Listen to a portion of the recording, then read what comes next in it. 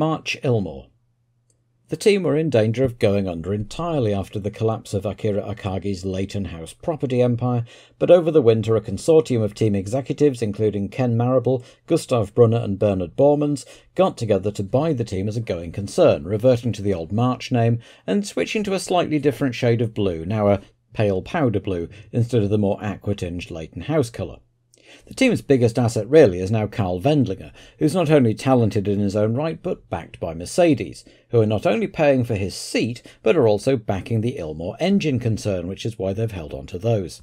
There are rumours that Mercedes are planning a full F1 comeback in 1993 or 94, and if they can keep March on the go until they're ready, the team might prove the basis of a renewed Silver Arrows team. Nonetheless, funds are still limited for now, and the chassis is still a 1991 car, with Maurizio Gugelmin replaced in the cockpit by the well-heeled Paul Belmondo. Car 16, Karl Wendlinger. In sports cars, Wendlinger was often spoken of as better than his teammate Michael Schumacher, who made such an impact in his first half season. Karl didn't really have the chance to do the same in 2 races for a demoralised team on its last legs, and much will depend this year on how well the rescued team hangs together. Car 17, Paul Belmondo. Son of actor Jean-Paul Belmondo, Paul first came to world attention in 1981 when at the age of 18 he was going out with Princess Stephanie of Monaco, but his ambition was to get into F1, and he won the 1982 Pilote Elf competition before moving into F3 and then in 1987 Formula 3000. He was never really convincing in either formula, scoring just 2 points in his F3000 debut season and 1 point in 1990. Nonetheless, he comes backed by the French Canal Plus TV network, which not only brings sponsorship money but also the promise of more media coverage. Benetton Ford.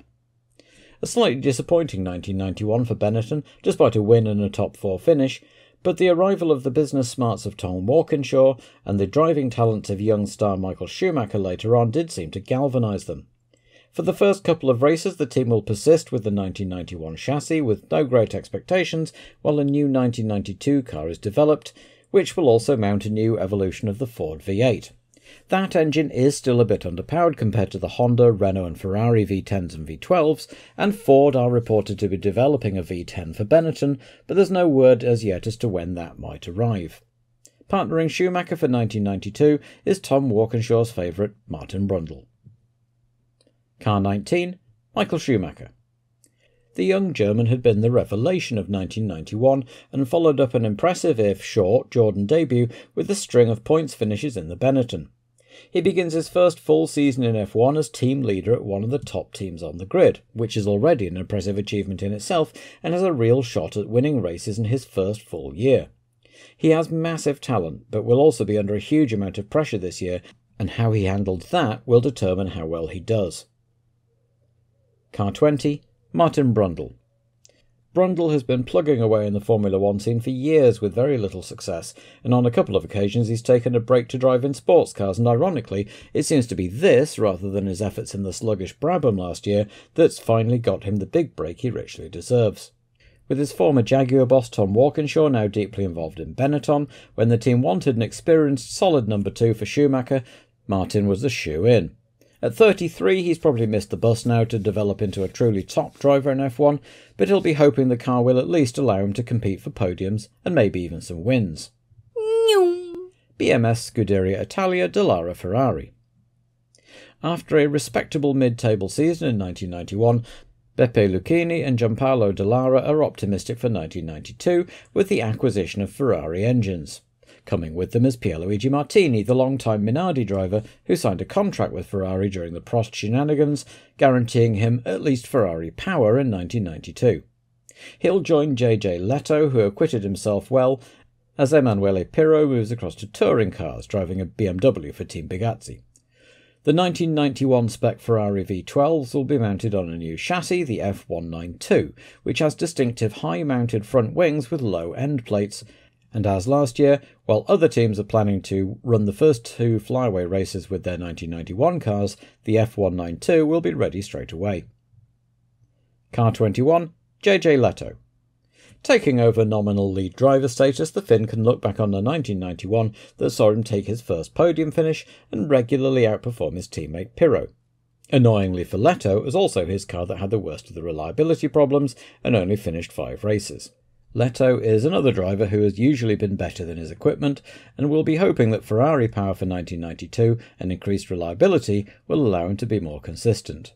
Car 23, Pierluigi Martini.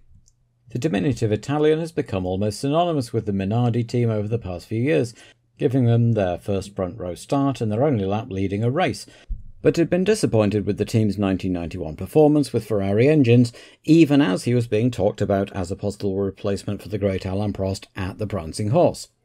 In the end, he had to settle for following the engine supply to Scuderia Italia, but now he has an official Ferrari connection, he'll be looking to impress them. Minardi Lamborghini. The Scuderia Italia squad's optimism was Minardi's this time last year, but in the end the M191 wasn't reliable and they couldn't get the balance right with the heavy engine. Martini salvaged some honour with fighting 4th places at Imola and Estoril, and while Gianni Morbidelli didn't make it onto the scoreboard for the team, he did well in the circumstances in his first year. Last year's rookie is joined by this year's, as Pierluigi Martini is replaced by F3000 champion Christian Fittipaldi. An illustrious name for sure, but the youngest man on the grid will now make up half of the youngest and least experienced lineup.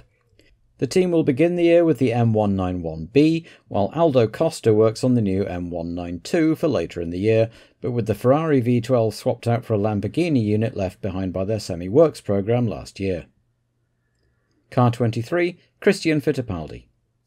Son of former F1 driver Wilson Fittipaldi and nephew of double champion Emerson, young Christian naturally turned to racing and worked his way up through the domestic scene, finishing second in Brazilian Formula Ford in 1988, third and first in South American F3 in 1989 and 90 respectively, and fourth in British F3 also in 1990.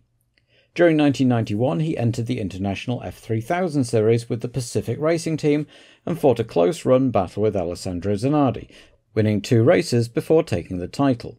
The quality is there and he's well backed, but he does have that big name to live up to. Car 24, Gianni Morbidelli.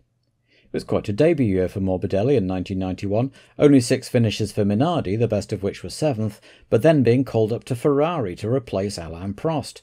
Steering the problematic car through monsoon conditions to pick up 6th place, he might have been hopeful of securing place full time, but in the end Ferrari decided on a more experienced driver to partner Alesi, and Morbidelli is back in the black car with a further apprenticeship to serve.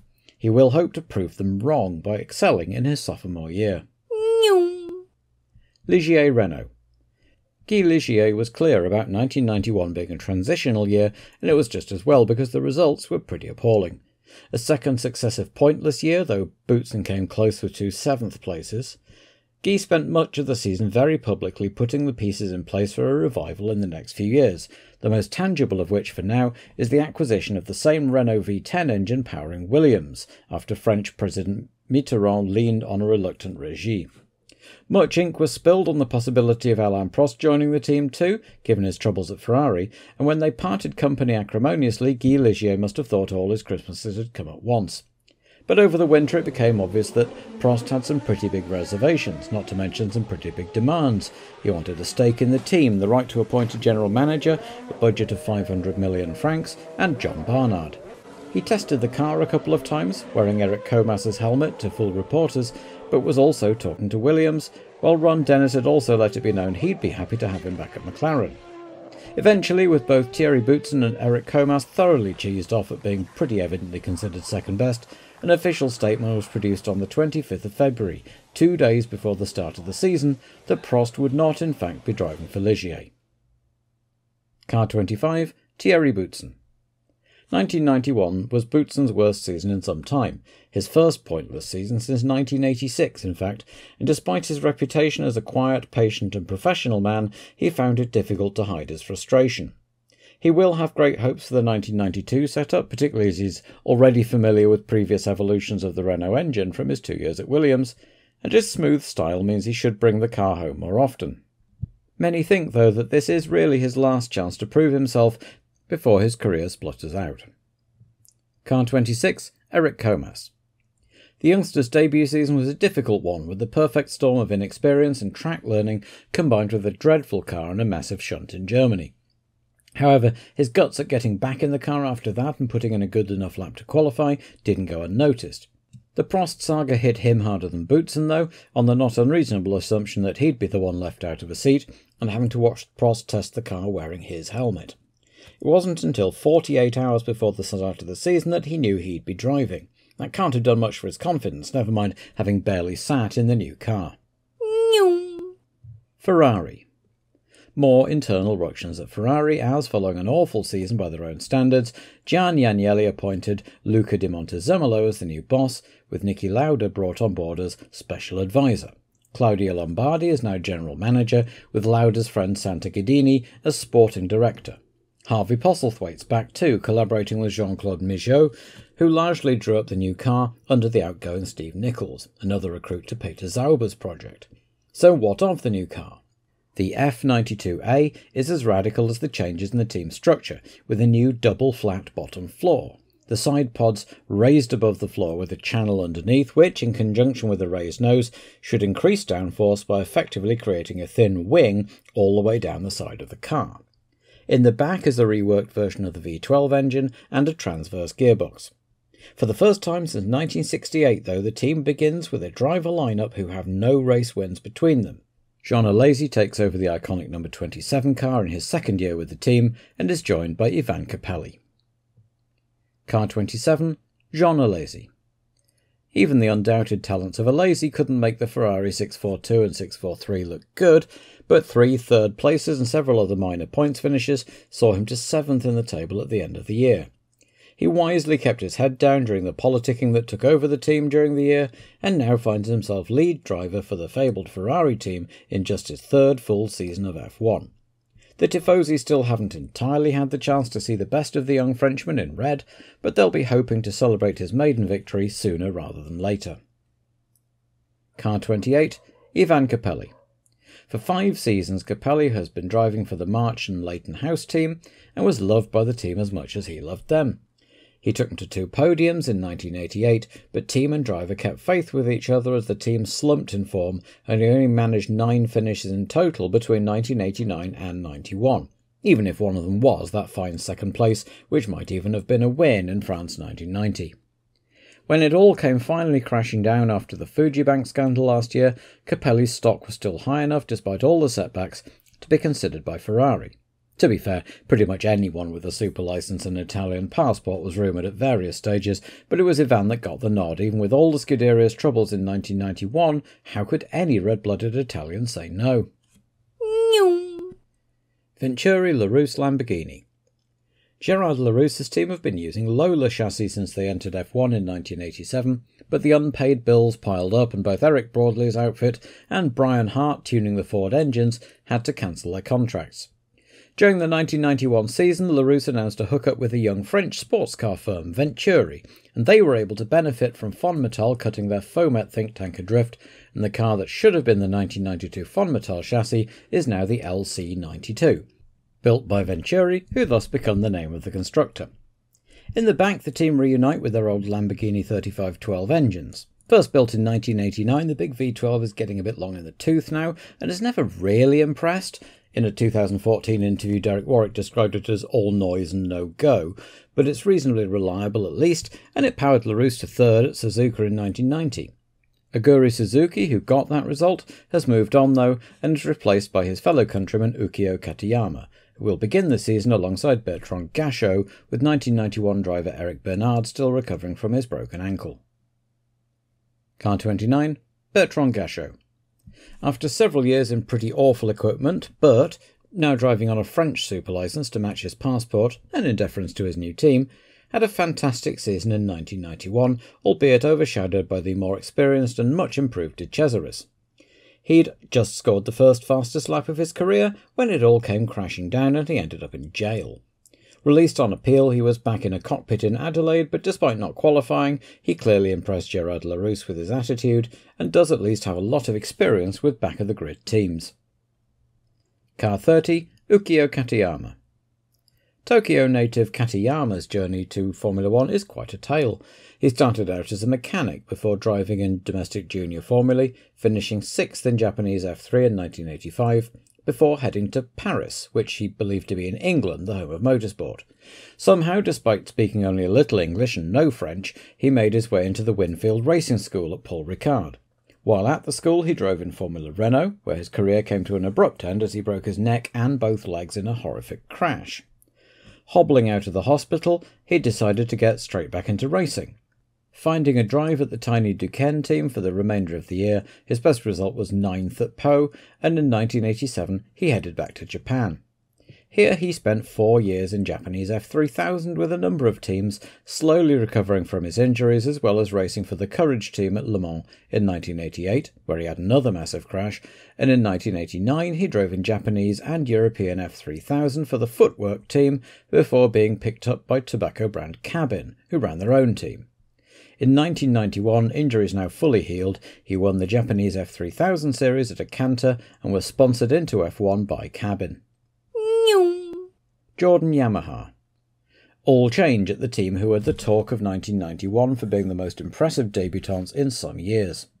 Success comes at a price though, and with the team racking up debts as well as being suddenly seen as a threat by the likes of Benetton, gone were the customer Ford engines in favour of a supply of free Yamaha V12s.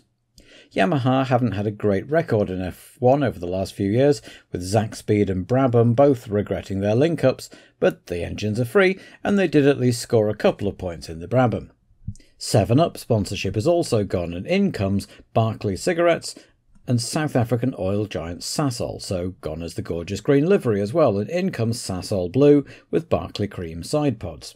That livery is applied to a new car, the 192, quickly redesigned for the larger engine and with an unusually long wheelbase and an unusual 7-speed gearbox originating in motorbikes. With Marlborough back to Cesaris on his way to Tyrrell, 2 new drivers have been recruited in the shape of Stefano Modena and Maurizio Gugelmin. All the signs are there that this could be a tricky second season for Jordan. Car 32, Stefano Modena. This time last year, Modena was hopeful that after years in substandard equipment the Tyrrell-Honda combination would be his ticket to success. That ended up not being the case, and there's an increasing sense that Stefano might have missed the chance to make good on the promise everyone's been saying he has since he arrived in F1 at the end of 1987. Signing for Jordan looked like a pretty good move at the end of 1991, but by early 1992 the signs are there that he might be disappointed again. Car 33, Maurizio Gugelmin.